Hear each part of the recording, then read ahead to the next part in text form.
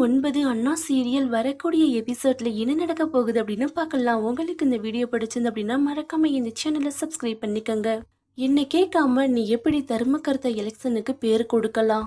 நான் இந்த எலெக்ஷன்ல நிக்க மாட்டேன்னு சொல்லி உங்க அம்மாவுக்கு சத்தியம் பண்ணி கொடுத்துருக்கிறேன். நீ என்னடானா யாருக்குமே தெரியாம தர்மகர்த்தா எலெக்ஷன்ல நிக்கிறேன்னு சொல்லி பேர் கொடுத்துட்டு வந்திருக்கிற அப்படின்னு பரணிய கண்ணா பின்னான்னு சண்முகம் திட்டிட்டு இருக்கிறாங்க.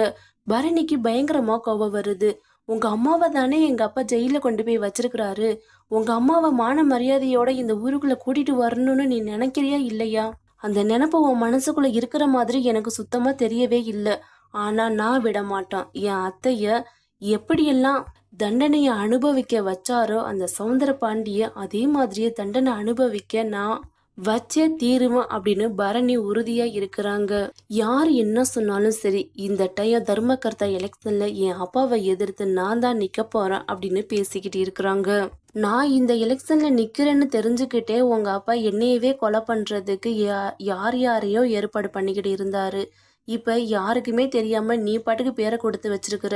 உனக்கு ஏதாவது ஒண்ணுன்னா நான் என்ன பண்றது? உங்க அப்பா உன்னைய கொல்றதுக்கு கூட தயங்க மாட்டாரு அப்படின்னு சொல்றாங்க. அது எனக்கு தெரியும். எங்க அப்பா யாருக்காகவும் இறக்கப்பட மாட்டாருன்னு அது எனக்கு நல்லா தெரியும். தெரிஞ்சுக்கிட்டு தான் நான் பேரு கொடுத்துருக்குறேன். அதுவும் என் அத்தைக்காக மட்டும்தான். என் அத்தை சூடாமணியை இந்த ஊருக்குள்ள தணல் நிமிர்ந்து கூட்டிட்டு வரணும்னா நான் இந்த தர்மகர்த்தா எலெக்ஷன்ல நின்று ஜெயிக்கணும் அப்படின்னு பரணி உறுதியா இருக்கிறாங்க. சவுந்தரபாண்டி, முத்துப்பாண்டி, சவுந்தரபாண்டியோடைய ஃப்ரெண்டு ஏகே, இவங்க 3 பேருமே சேர்ந்து எப்படியாவது இந்த தர்மகர்த்தா எலெக்ஷன்ல நான் தான் ஜெயிச்சாகணும். அதுக்கு என் பொண்ணு இந்த ஊர்ல இருக்கவே கூடாது. யாராவது 4 அடியால ஏற்பாடு பண்ணி என் பொண்ணை வந்து கிடத்தியே ஆகணும் அப்படின்னு சவுந்தரபாண்டி சொல்றாங்க. என்னையா சொல்றீங்க? நம்ம பரணி பாப்பாவா நம்மளே கடத்தின நல்லாவா இருக்கும் அப்படிங்கிற மாதிரி ஏகே வந்து சொல்றாங்க. ஆமா, என் பொண்ணை நாமளே தான் ஆளை வச்சு கடத்தி ஆகணும். ஏன்னா அவ இந்த எலெக்ஷன்ல நிக்க கூடாது. தர்மகர்த்தா எலெக்ஷன்ல நான் தான் ஜெயிக்கணும். அதுக்கு நான் ஒரு ஆள் மட்டும்தான் இருக்கணும் அப்படிங்கிற மாதிரி சவுந்தரபாண்டி சொல்றாங்க. சரிங்க ஐயா, நீங்க சொன்னா நான் எதையும் செய்வேன். இதை செய்ய மாட்டேன்னா கண்டிப்பா நல்ல 4 அடியாளுகளை வெளியூர்ல இருந்து இறக்கி பரணி பாப்பாவை தூக்கிடுவோம். எலெக்ஷன் முடிகிற வரைக்கும் பரணி பாப்பா இந்த ஊருக்குள்ள வராத மாதிரி நான் பண்ணிடுறேன் அப்படின்னு சொல்லிடுறாங்க. பரணி கூட கண்ணா பின்னான்னு சண்டை போட்டுட்டு நைட்டு சண்முகம் தூங்கிக்கிட்டு இருக்கிறப்பதான் கனவுல முருகன் வராரு.